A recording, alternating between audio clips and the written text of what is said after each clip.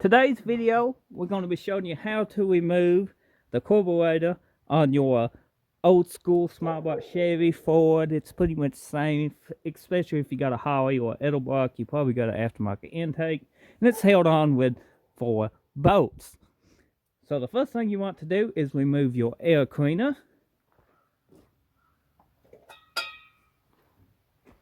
Just like so. Put it up. I do need a new filter, but you know, it is a used truck. The next step you want to do before you dive too deep in it is disconnect your battery.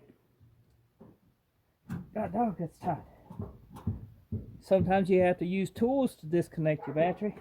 Mine, it's not that important. The next step will be undoing your bolts. These can be Allen heads, these can be studs. They 4 bolts, 2 on each side, one here, and 2 more on the other side. So we're going to get what we need to take that loose. That looks like a 10. Or you think that's a 12? I don't know. Amos said he don't know, but we're going to try both. Pretty good view at it. You can step in where you want to. It's going to get painted. Is it? Yeah.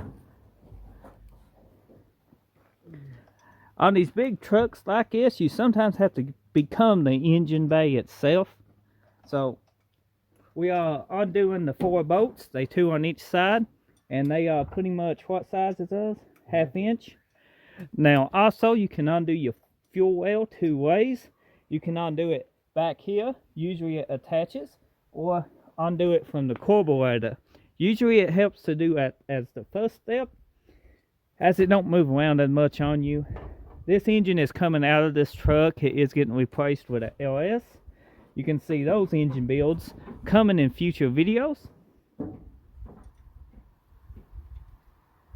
So we are not too worried at which order this comes out at. So if you're doing this, undo your fuel lines first, then your carburetor. Just saying. Also, make sure you disconnect all your vacuum hoses and brake booster if you got one. Once you get your vacuum hoses, fuel lines, and bolts out, the 4 bolts, go ahead and lift up on your carburetor. Be careful because it will have gas in it. And then you can set it up to the side. That's how you remove a carburetor from your engine.